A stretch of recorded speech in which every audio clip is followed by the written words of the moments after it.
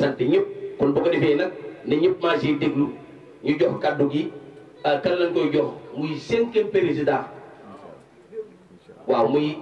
Alaaji Sayba Kayta waaw Alaaji Sayba Kayta ne ñëpp maa siy déglu ko ñu jox ko kàddu gi mu wax programme am ku déglu ay programme am di nga xam ni kii am na ambition yor réew mi ndax réew mi metti na xiif yu bari na courant seer na ndox seer na. Rien ne manque pour les retenir ici, rien ne manque pour qu'ils s'épanouissent ici, rien ne manque pour qu'ils se réalisent socialement et qu'ils contribuent efficacement au développement de notre pays. Pour tirer ce pays vers l'émergence, nous avons décidé d'abord de mettre sur pied un programme de restauration. C'est pour cela que nous appelons Sayba Kayta le candidat de la restauration. Parce que nous pensons que ce pays doit être restauré. Et pour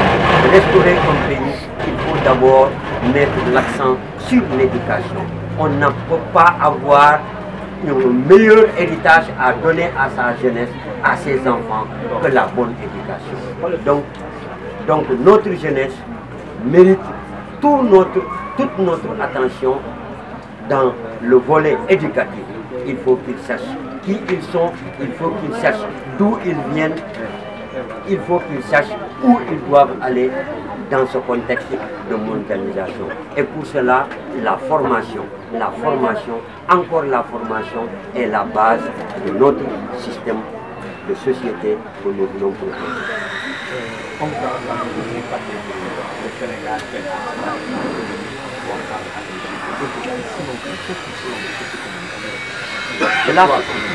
La souveraineté d'un pays commence d'abord par sa capacité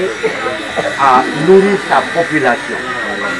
Le taux d'accroissement dont on parle, qui peut aller à 2 chiffres, ne peut être basé que sur la capacité à nourrir d'abord sa propre population. C'est pour cela que notre programme prend en compte le développement de l'agriculture. Il faut produire ici, il faut transformer ici et il faut consommer ici. C'est à partir du bien-être des populations que l'on peut sentir la progression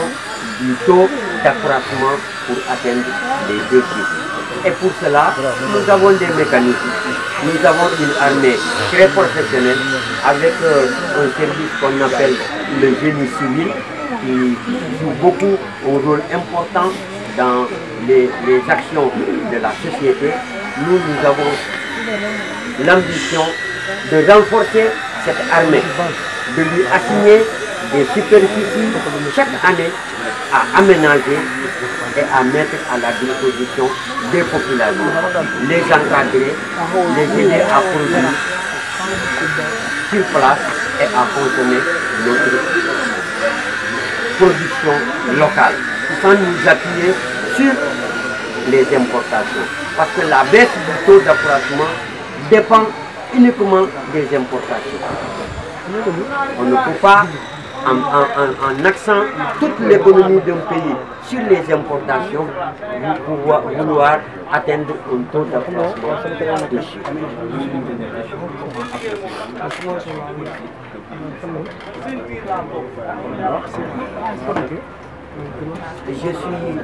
Je suis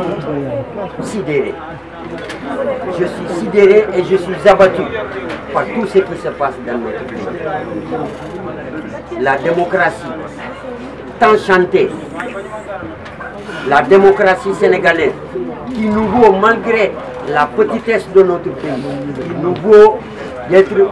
parmi les grandes nations du monde, cette démocratie, elle est à terre.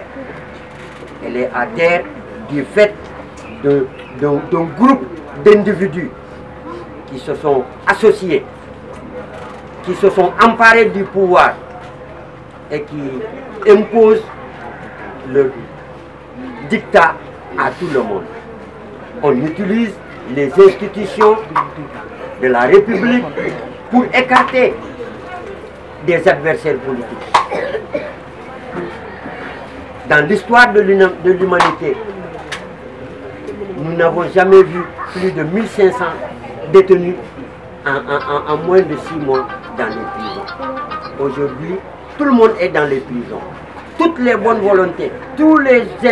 hommes intègres de ce pays sont en prison. Ceux qui se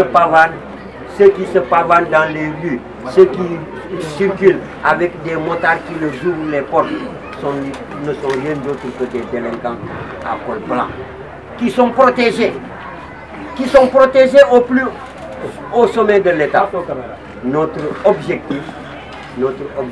quand les Sénégalais nous feront confiance, notre objectif sera de rendre à la justice toute son indépendance. Nous avons les mécanismes pour y parvenir. Parce que l'indépendance de la justice dépend avant tout des magistrats eux-mêmes, de ceux qui incarnent ces institutions. Une institution ne tire sa force et sa grandeur que de la personnalité qui l'anime et qui la met en œuvre. Donc, nous avons des magistrats intègres. Il y en a beaucoup. Dieu sait, il y en a beaucoup. Mais ceux qu'on responsabilise, ceux que le pouvoir responsabilise, sont des magistrats qui sont, en tout cas, qui méritent d'être rappelés à l'ordre, à une prise de conscience. Parce que la justice, un pays ne peut se développer sans une justice. C'est la justice qui est la base de tout développement. Mais quand on utilise la justice pour emprisonner des gens,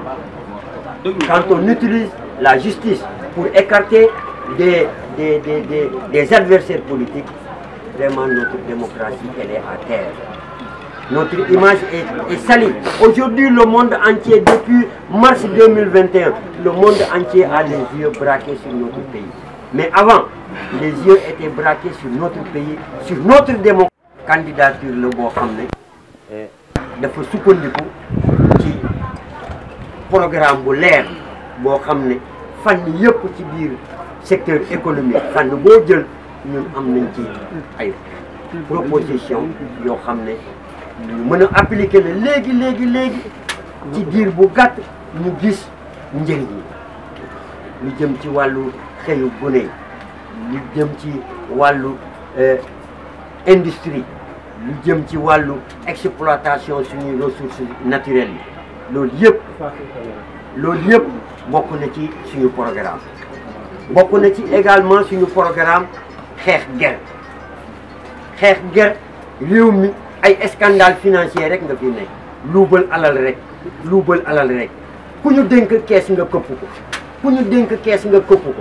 ñun dañoo am solution bi ci jiitu mooy d'abord doomi aadama bi ci boppam il faut ñu toggaat doomi aadama jàngal ko yar ko waaye duñu ci njàng boobu ci yar boobu duñu sukkandiku ci yaru jàmbur dañuy sukkandiku ci ñun suñu yaru bopp moo tax suñu système éducatif njàng bi ak njàngale bi ñun dañ koo bëgg a delloo ci cosaan ci suñuy biir école dañoo bëgg suñuy doom di jàngee suñuy lakk réew mi kuy olof ngay jàng ci olof te loolu yëpp tënk nañ ko xalaat nañ ko ay borom xam-xam xalaat nañ ko teg nañ ko sur place lan moo des volonté politique ñu am njiit boo xam ne moom réew mi soxal na ko ñu am njiit boo xam ne avenir xale yi soxal na ko moom mooy mën a jël décision politique boobu appliqué loolu dindi fi système français bi fi nekk parce que xale bu juddu boo xam ne mu ngi jàng lakk yaayam nga ne ko bàyyil foofu sa lakku yaay te dem jàng lakk jàmbur bu tout tànk ba bi muy jógee université muy jàng lakk jàmbur loolu bu génnee diplôme bu mu am naa doctorat am naa maîtrise lan la lay jëriñ amalu la jëriñ ndax boo génnee tey ñëw ne papa am naa doctorat mu ne la félicitation léegi looy xëy fan ngay xëy même boo amee ku la mën a jàppale ne la kaay ma dugal la faaw mu jàngal la ni ñuy liggéeyee d'abord ndax jàngaluñu nit ñi la ñuy liggéey donc suñu système éducatif ñun ci la ñu bëgg sukkandiku ngir defar d'abord doomi aadama bu ñu defaree doomi aadama yi ci ni ñu ko suñuy maam yi jàngale bu boobaa ger gi dina daanu ci boppam ndax ku ñu yar xamal ko ne lii alalu jàmbur alalu mbooloo kenn du ko laal loo moomul bu ko laal teg ko donc bu ñu defaree doomu aadama yu mel noonu koo ci dénk kees dina ragal këpp ko ndax xamu ko dañ ko cee yar dañ ko yar ne kees kenn du ko këpp alalu mbooloo la alalu mbooloo kenn du ko laal. bokk na ci ngeen defar yokk koom-koom yi ñu daal di natt li nga xam ne mooy wàllu mbay mi. bokk na ci li yaatal suñu biir programme bokk na ci li yaatal ci lu gaaw sax suñu koom-koom réew mi mooy d'abord mbay mi ñun dañoo gëm ne Sénégal war nañ fee mën bay fukki at ak ñaar fukki weer ak ñaar bañ a toog ndox am na fi suuf am na fi naaj am na fi loolu yëpp lu ñu war a exploiter la am nañ ci xam-xam am nañ ci ay partenaires yoo xam ne loolu mooy seen xam-xam ci la màcc boo jëlee am nañu ay partenaires yu nekk réew bi ñuy wax Suède ci at bi naaj juróom-ñetti waxtu rek la naaj bi di génn waaye ñoo yore licence lépp loo xam ne énergie la donc ñun dañoo bëgg te Sénégal fii at bi dinañu am juróom benn téeméeri waxtu ci naaj boobu dañ ko bëgg jàpp exploiter ko créer ay centrale ba d'abord ñëpp ak fépp ñu am courant ñu am énergie ndax énergie boobu moom moo ñuy permettre mbay bi ñuy bay ñu mën koo produire fii ku koy produire ay usine de transformation agricole ñoo koy def mais ñoom dañoo am problème énergie donc naaj boobu ak centrale solaire yooyu ñuy tabax fépp ci biir réew mi ñoom la ñuy utiliser jox ko waa société de transformation agroalimentaire yi ñu mën a liggéey li nga xam ne moom lañ fi bay ñu produire ko fii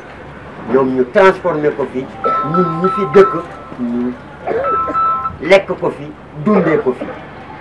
noonu la koom-koom bi di des ndax lépp dara dërëm bi du génn ci biir réew mi. question bi mujj bi muy tolluwaay jamono gis nañ ko waaw suñu réew mi bu ñu xoolee suñu réew mi fu mu toll tey suñu xol dafay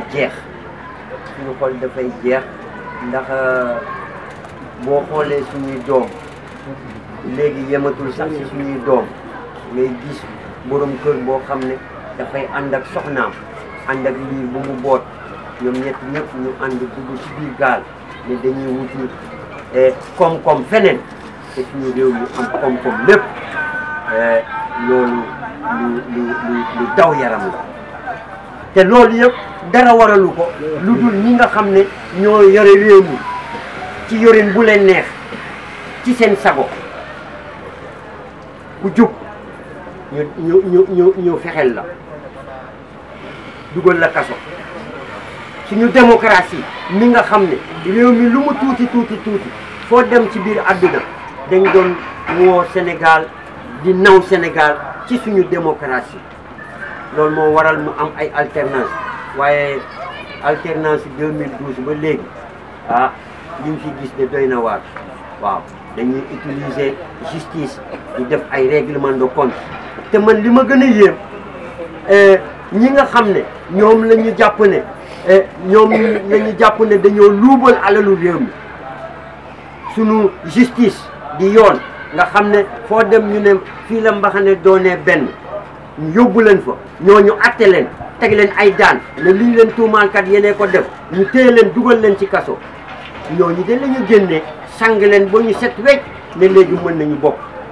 ñi nga xam ne ñoom dañoo jub ne man kat sàccuma man kat soxlawuma alalu réew mi man kat sama ñàkk laay jëriñ waaye li leen di def ànduma ci kon ñooñu dañ leen di jàpp utal leen ay pexe di utiliser ay institution pour écarter ñooñu loolu daal nekk na ci situation boo xam ne lu ñu jaaxal la lu ñuy méttit la aussi te loolu aussi bokk na ci li nga xam ne moo waral ñun suñu engagement ndax dañoo am programme bu leer ci wàllu yoon ndax réew mënul dem te yoon amul yoon il faut mu am te yoon nag ñëpp la fi war a nekkal waaye ñii sàcc ñëpp d'accord ne justice jàpp ne ñii sàcc nañ suñu corps de contrôle yi jàpp ne kii dafa sàcc mu dem ci ginnaaw borom réew mi ñu fat ko ñu jàpp kenn ci marché benn ginaar la sàcc ñu yóbbu ko kaso